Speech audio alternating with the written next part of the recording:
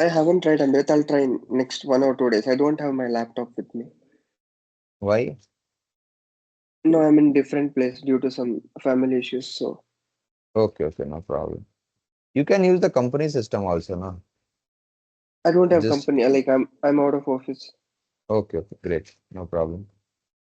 So, introduction to table buffering. Tell me this word. What is a buffer?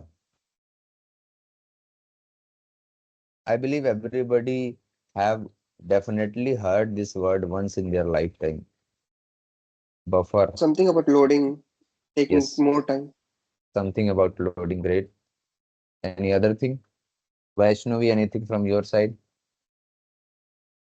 Same. Okay, same. Buffer. So, what is a buffer? Buffer is a temporary storage, first thing, of data on the application layer. If we have to technically define it, this is going to be the definition. Buffer is a temporary storage of data on the application layer. Now, guys, just take a normal example. Whenever you are watching a movie, or let's say you are playing something on YouTube, right? And in the meantime, let's say the movie is all about up to 3 hours long. And what I did, I watched it for 1.5 hours and then I paused it. Then after 1 hour, I'm coming and I'm starting it. Will the movie will start from the same position or will it be started from completely from scratch? It will start from the same position where it was stopped, right? 1.5 hour. How it is possible? Earlier, if you go back like 10 or 15 years ago, this feature was not there. If you check the old phones that you were using, this feature was not there at that time. Correct? So this is all about buffering. How it happened, the movie was buffered. So let me just write it. For example, whenever we are going to watch a movie in the cinema, and you see every time there is a tea break after half of the movie is completed. So watch a movie in the cinema, there the movie is always buffered. It's always buffered. That is why we are able to watch it from the same position or from the same time where it was stopped. This is the main reason. Yeah. Then we need to understand the importance of buffer. So importance of buffer. Now let's come to system. Importance of buffer.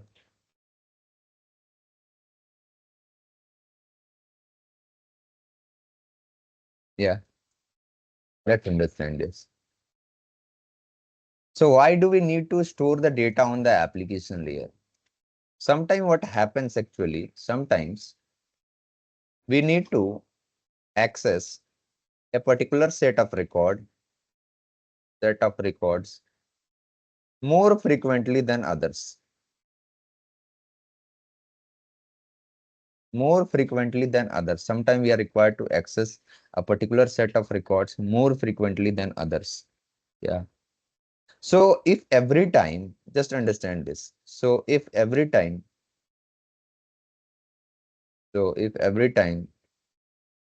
we are going to database, every time we are going to database, then it will be a time consuming process, correct? Yes, sir. Yes. Because database is on the different layer, it will be a time consuming process. So to overcome this problem,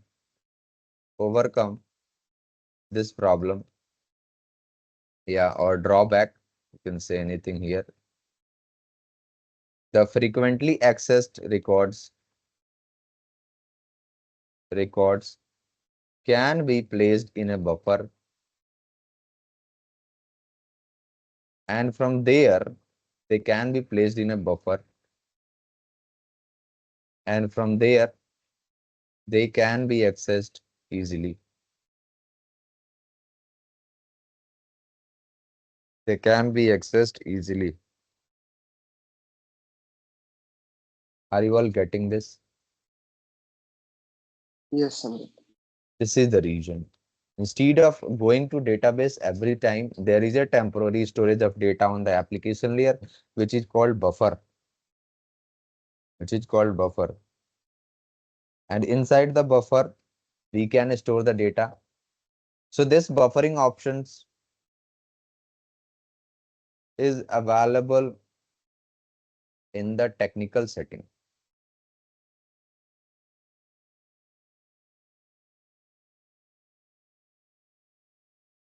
Hi, Sony. Hi, Rat.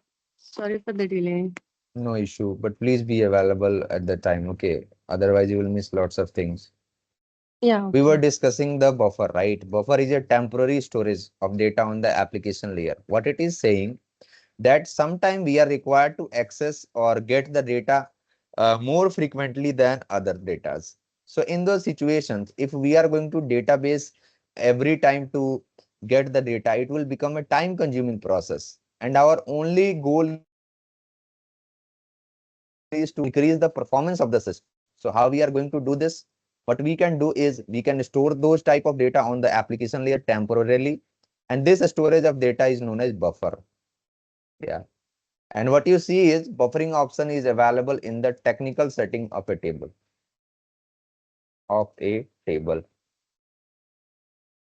So if you go to the table that we have created, if you go and check the table, let me just take you there. S11, our table, open it, technical setting. You see here, buffering not allowed. Buffering not allowed has been selected, right? And here you see the buffering type. Three types of buffering are there, correct? So buffering not allowed. We have not allowed the buffering, so data will not be stored on the TS system, correct? And you see types of buffering, very interesting. Types of buffering here. Types of buffering.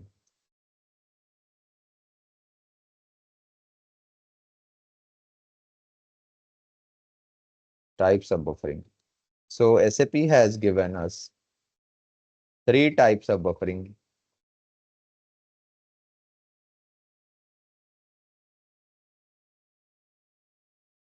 SAP has given us three types of buffering.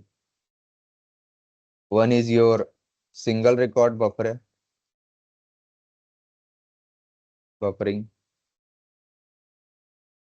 Second is your full buffering.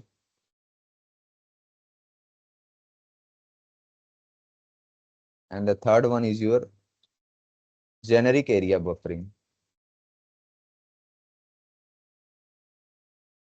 Single record buffering, full buffering, and generic area buffering. Three types of buffering SAP is giving us. What this single record is saying that at a time, only a single record will be stored in the buffer. In the buffer. At a time, only a single record in the buffer. Yeah. Then we have the full buffering. So at a time, all the records of the table will be stored in the buffer. So it doesn't matter. Just let me write. It do not matters even if you are fetching a single record from the database. It will just bring all the data and store it on the application layer. It will bring all the data and will store it on your buffer. This is the thing here. That is why it is full record buffering. Some people also call it full record buffering. All the record will be loaded even if you are fetching a single record. So this single record at a time, only one single record, full record, all the records will be loaded. This generic area is the rarest one, used very rarely. So this is for generic tables like language dependent tables mostly. We do not use it often, only for knowledge I'm sharing with you. Single record buffering and full record buffering. So you might be thinking how we can check this. Yeah, how we can check it that only single record is getting stored or all the records is getting stored, correct? So we can definitely check it. Let's go there. I will open this technical setting in change mode and I will select buffering activated and I will mark here single record buffering and let's activate our table. Let's activate our table. Okay. Now, if you want to check the buffer, let me write it here. So if you want to check the buffer, you can check the buffer from AL12 transaction code. Another transaction code is coming into picture, guys. Please do remember it. AL12 transaction code, which is used to check the buffer. You can check it. Yeah, you can just check it. So I will directly go there to AL12. So /o AL12. You see buffer monitor for our SAP server. I will go to monitor section. Here we have the buffer option, table buffer, and I will go for buffer content. You see, it is asking for table name. Let's copy the table name and paste it here. Continue. Do we have any data here? Tell me, do we have any data here? Yes or no? Do we have any data here, guys? Any data? We can only see the field labels, correct? Right, Sony here. Can you Yes. see this? Only, Yes, Yes. there is a no only, data, yes. yes, there is no data, only the field labels. The column labels are available, right? All the columns label mandate, client, employee ID, name, department, but there is no data because we have allowed the buffering, but we have not loaded any data, right? So let me load data here. I will write one program. Right now, I will request everyone to do not focus on the program, how I am writing. Just focus on the buffer concept. When we will be discussing the programming, you will understand everything automatically. So just I'm creating one program. Just please focus on this. Buffering program. Something I'm creating here. We will be discussing everything. Just please focus at this moment only on buffering option. So a parameter, where is my table? This one.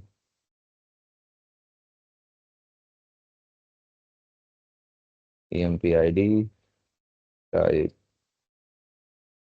and I'll be having a query. So select star from table name into table, add the data, to table.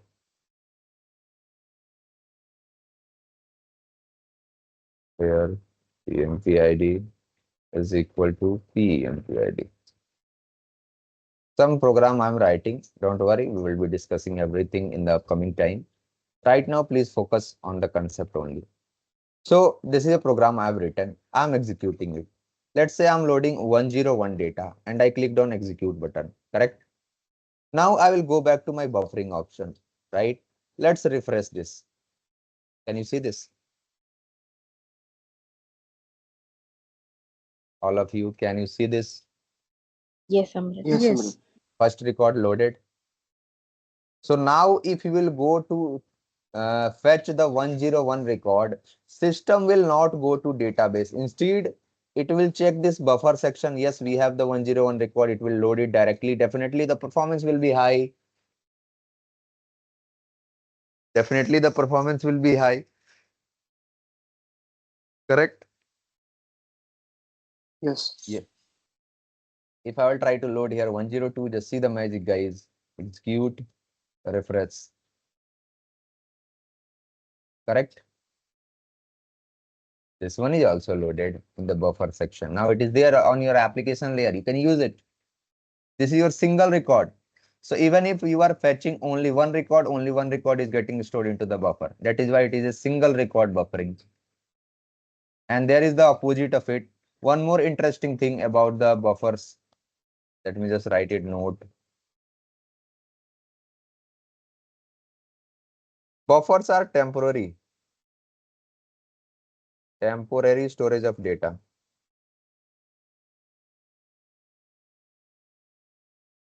Buffers are temporary storage of data. So it do not matter even if you are buffer are temporary storage of data. So it do not matter even if okay. So if we are making any changes in the technical setting of the table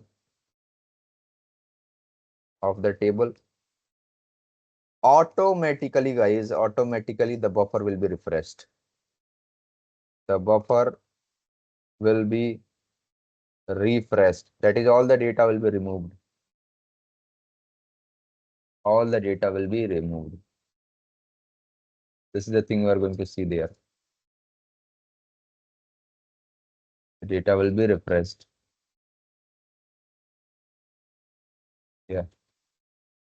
So for example, if I'm changing the setting here, I'm going to technical setting, and suppose I'm making it to fully buffered and I'm activating it. So it has become fully buffered here. So if I now go and just check it, can you see all the data has been removed? So this is an important note point that you need to understand. So now we have changed the setting to fully record buffer. Let's go to our ABAP program that we were executing. Let's say I'm loading only 101 record and see the magic, guys. I'll click on execute button and now go to buffer section and refresh it. Okay, let's execute it again. Come back. Can you see? All the records are loading. Even if I'm fetching only one record 101, it is loading all the records from my table. Correct? You can check it table. How many record is there in the table? Only 3 records are there. So all these 3 records have been loaded into the buffer. Yes or no? Yes. Yes, Amrit. Correct. So this is how you can implement the buffer concept. Yeah. And I hope you have understand this, why it is so important. So the we can just give what we can write. Buffer is used to increase the performance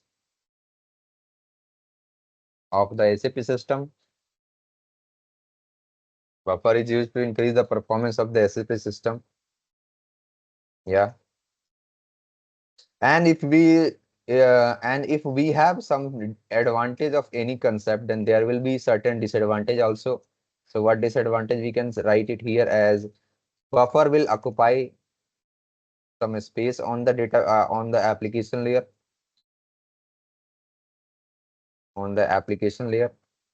Right? So this I can make it as a disadvantage. Correct? Disadvantage.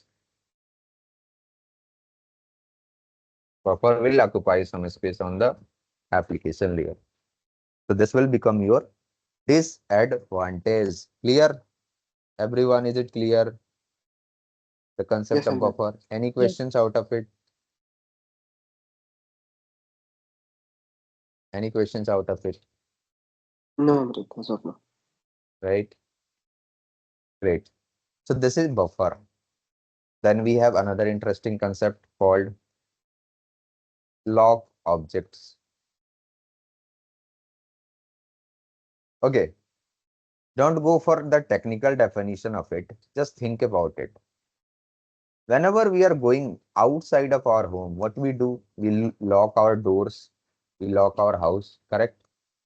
Why do we do this? Why do we do this? The thing shouldn't be accessible to the Any outers. any unauthorized access,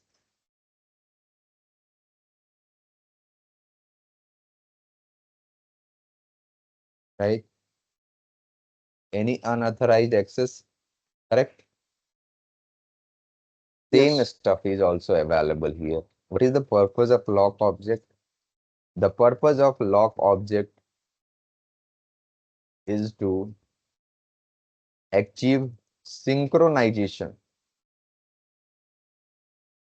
The purpose of lock object 2 is to achieve synchronization. What is synchronization then? So let's understand this word synchronization. Again, it is a technical word, and it is better to use some technical word which has a wonderful meaning. Instead of just giving a normal way of explaining something, I always say it first, understand it in a normal way, and then go for the technical way. So synchronization, synchronization, synchronization. Yeah, synchronization. What is synchronization? So if multiple users, yeah, so what I can say is, give me 1 second.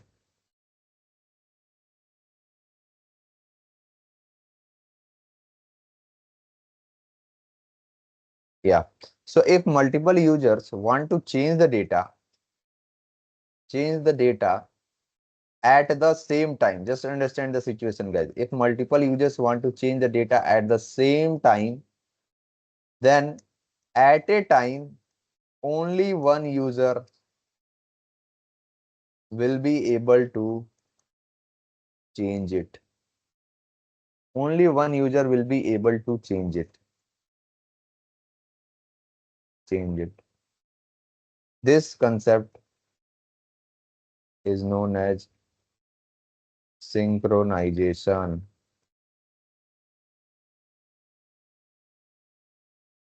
This concept is known as synchronization. What does it means? What does it means? Let me just show you. Suppose this is my employee table, right? So what I want to do here, suppose I want to modify its content, okay, parallelly. So I'm going to SM30.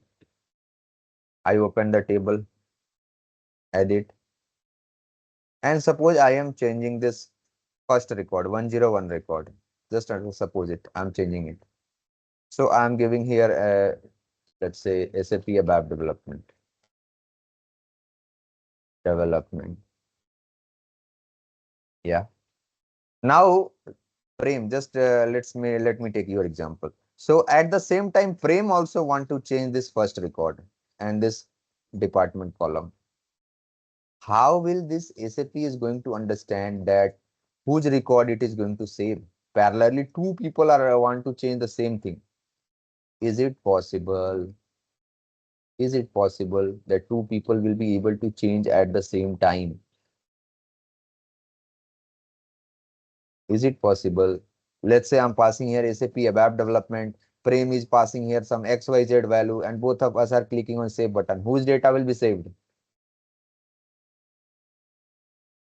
Yeah, whose data will be saved?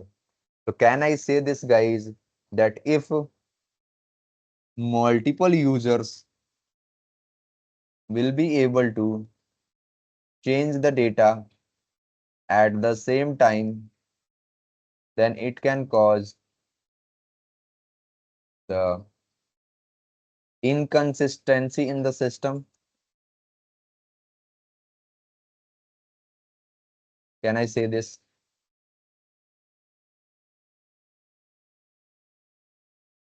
Everyone, can I say this? Yes. Yes. Yes. Right? Vaishnavi, can I Yeah. say this?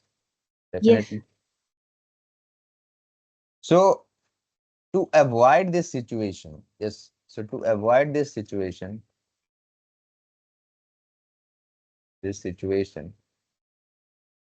we have a concept of synchronization. Synchronization. And what does it means is, that if multiple user want to change this data at the same time, then only one user will be able to change it. So just see this part, guys. I have opened it. I have opened this in change mode. Now, if I will try to open another session, I'm going for /OSM30. If I'm trying to open the same thing, just see what is going to happen. Edit. Read this message, everyone.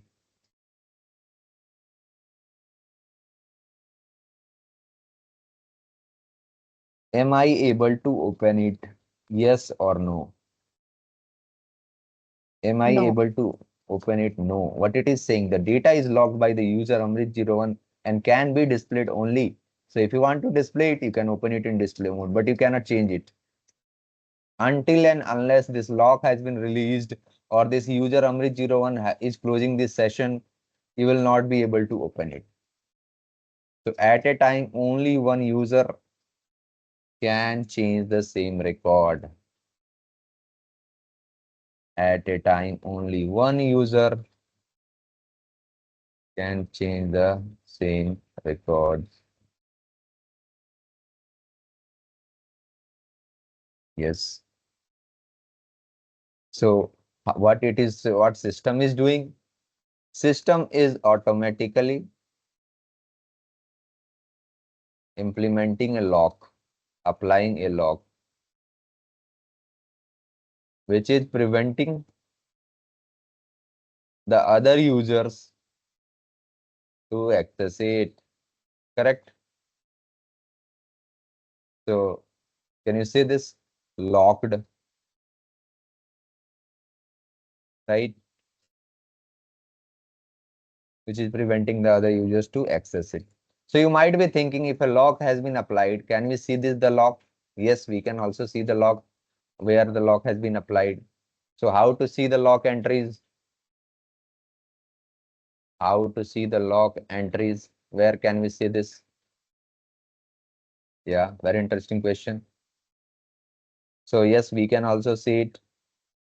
We can see the log entries from SM12 transaction code.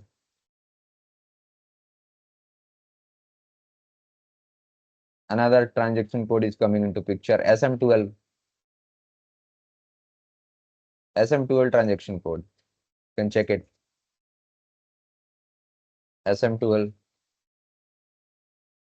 NQ administration, search for it. How many entries can you see here?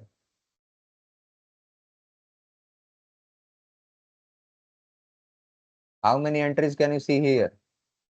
3, correct? Yes. And just see this. 3 sections definitely will be opened in change mode. That is why we are able to see that part. One is this employee table is in change mode. So see this part, guys. This is CDS joins. Okay, I've opened the CDS part also there. I believe that is why lock is showing there. So let me just close everything here. And I will come to CDS part later on. Please don't focus at this moment. So let's go to SM12 again. Search. Now, how many log entries are there? Only 2. I close that session, right? I close that session. Correct? At this moment, only 2. See this, the first one, table employee ID. It has been applied here, right? For this one. Correct? Yeah. Yes. So we can see the log entries from SM12 transaction code, all the log entries. And if you feel you don't want it, you can just delete it also. You can release the log entry from here. See this? So now if I go there and if I try to open this, we will be able to open it in change mode. Just release the log entries from SM12.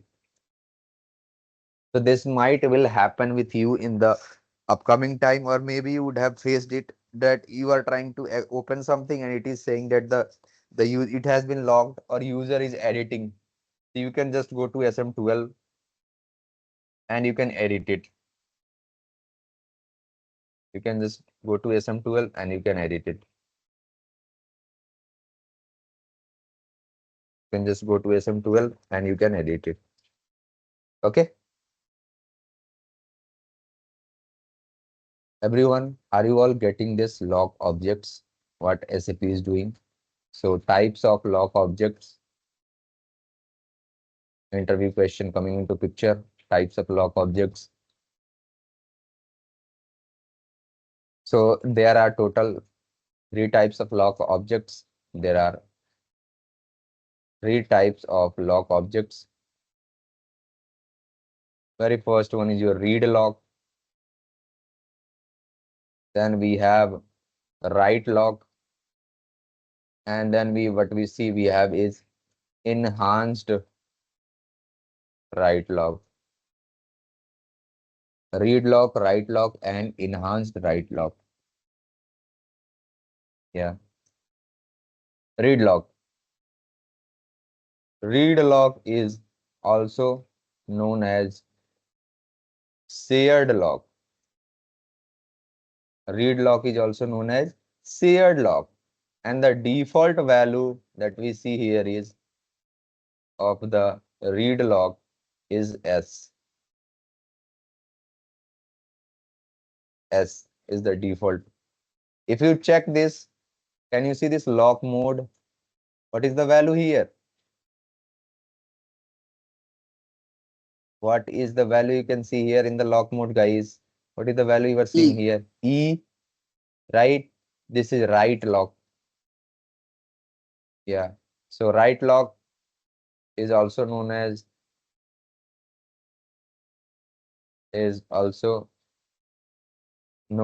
exclusive log. Exclusive log. And the default value of the write log is E. Yeah, is E. This is write log, guys. So write log has been applied here. You can check this in log mode directly. So what is the use of this read log? In case of read log, the other users can see the data. Users can see the data, but they cannot change it. This is the definition which you are going to explain in the interview also. The write log, what write log is saying, write log, you in write log, in case of write log. So in case of write log, the other users cannot display the data and change it. Both of the things is not allowed. Yeah. Finally, we have enhanced write log. So enhanced write log.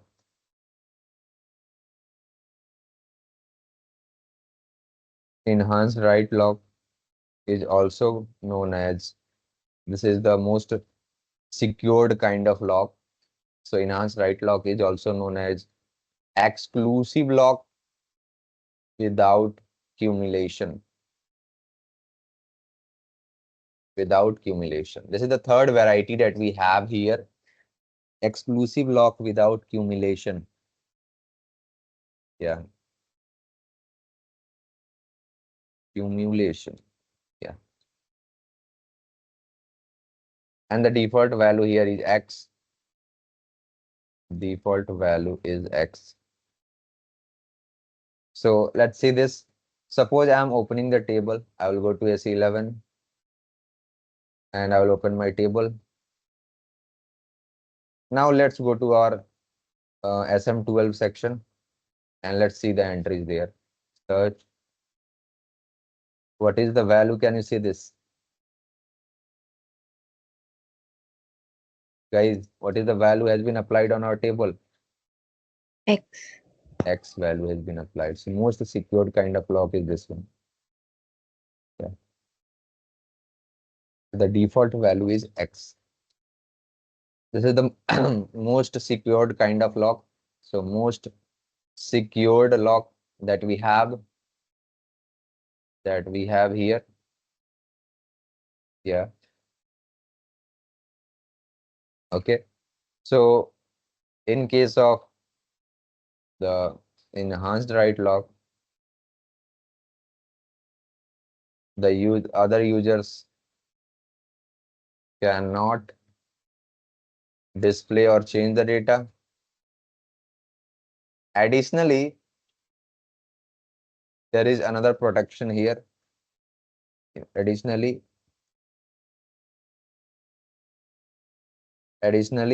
it protects the further access of same transaction code. That is, if the user is accessing one transaction code, they will not be able to access it again until this lock is released. Further access of same transaction. Just relate everything with your real life. Try to find it in your surrounding. You will definitely understand every technical concept easily. This is my guarantee. Yeah, this is my guarantee here. Amrit, what is cumulation? Extra accumulation, I'll say it is more secured if you have to locally easily understand. Yeah, it is more, this kind of lock is more secured, I believe. Okay. Okay. Yeah. Okay. See the definition, it is enhanced write lock. So it is like a more extended version of this write lock, more secured version of this write lock, right? Everyone, is it okay? Are you Yes, Amrit. getting this? Yes. Right? Yes, sir. So we can also now we are using these transaction codes from a long period of time. So can we create a transaction code for us also? Can we create? At this moment, we only know how to create tables and search help kind of thing. So can we create a transaction code for ourselves, for our tables also? Is it possible? So the answer is yes, it is possible. Yes, it is possible. Yeah, it is possible. The transaction code are created and maintained from AC93 transaction code. This is the section where you create your transaction code and maintain it. It is used for both of the purpose, creation and maintenance, AC93.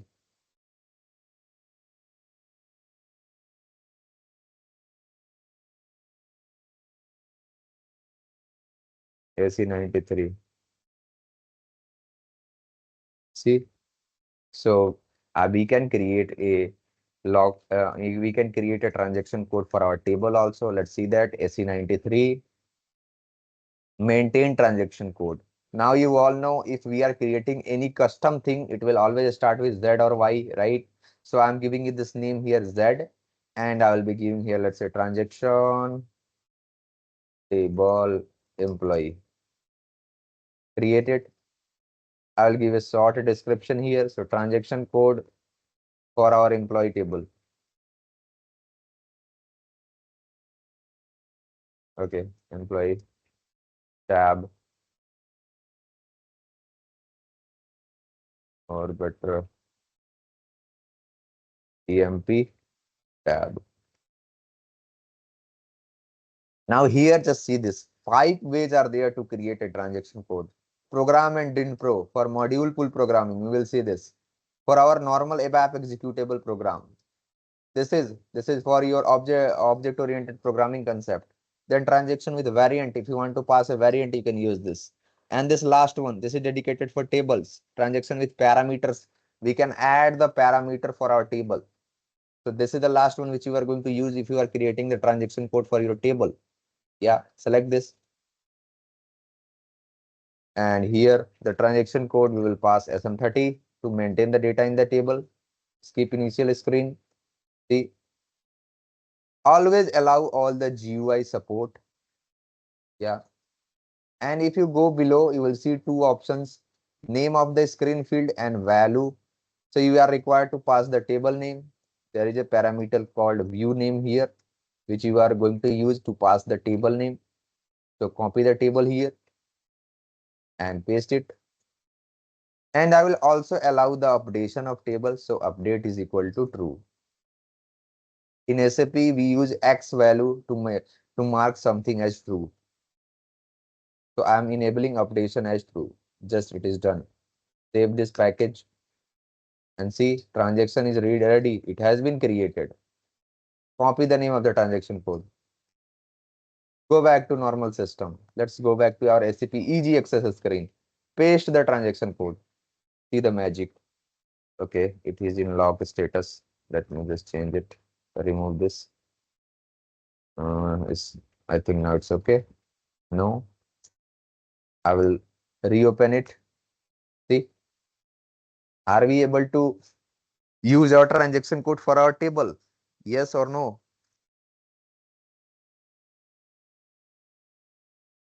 Yes or no? Yes. Are we able to use it? Think about it, guys. Are we able to use it? So if you think SE11, it is the transaction code, right? Just go to SE93 and check it. SE11. Open it in display mode. Never ever open any standard data in change mode. Always open it in display mode. Can you see this? How it has been created by SAP? Who see this? Right? Yeah, see this part. See, there is a backend program also. We'll learn how to write the code in the upcoming time. Right? It is calling a method, start method. See this.